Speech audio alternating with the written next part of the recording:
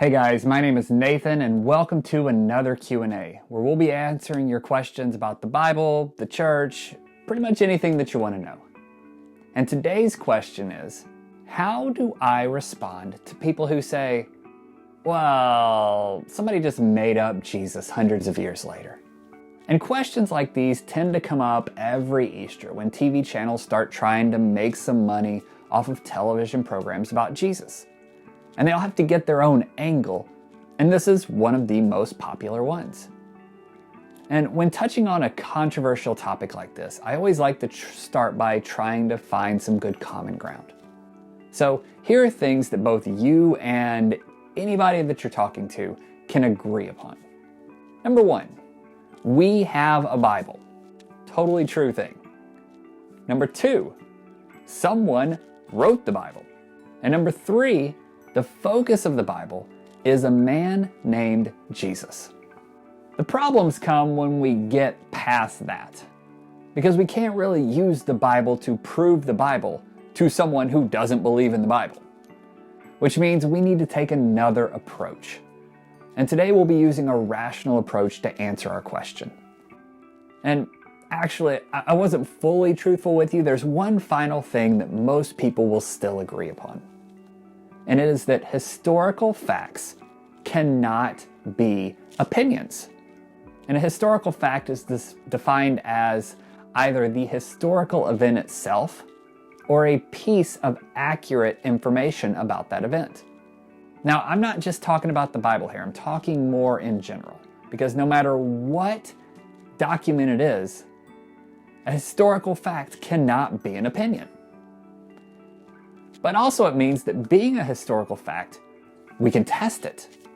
And I'll give you 3 examples of how science has been able to test the validity of historical documents, including the Bible.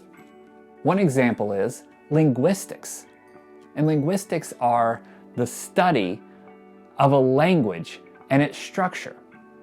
So it's the study of specific words that they used.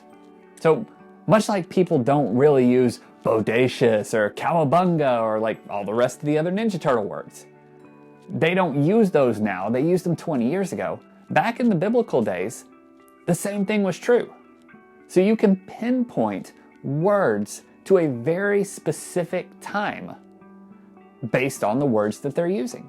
So if someone wrote the New Testament 300 years later or 500 years later, do you really think that their words would match with the other documents of 1st century AD exactly?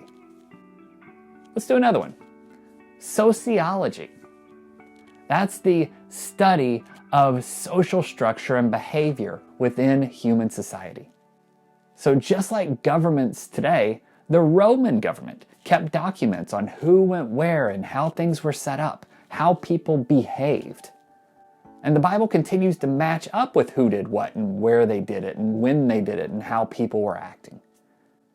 And I think that would be a pretty difficult thing to match up if you were trying to write it 300 years later. A third one. It's called numismatics. It sounds a little bit complicated, but really it's just the study of numbers such as coins and currencies. Have you ever noticed how often our paper money changes? I mean, it seems like every other year there's a new $20 bill or a new quarter. Well, things were the same back then, that money changed the way it looked and what it was valued at. So if you were writing this 300 years later, you would have to be able to get those currencies exactly right, that this would be worth this much, that this would be worth this much, that this is what the face of the coin would look like. And that's just 3 examples before you even get into archaeology or meteorology or many other branches of science that can test whether a document is historically accurate.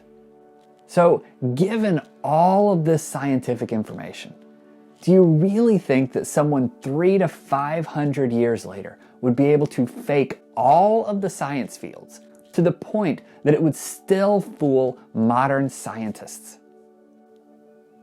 I'd say it seems highly implausible.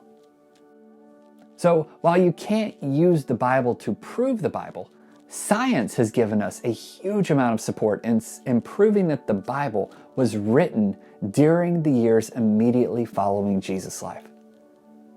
Thanks for watching, And remember to subscribe to our channel and stay tuned for more Q&A.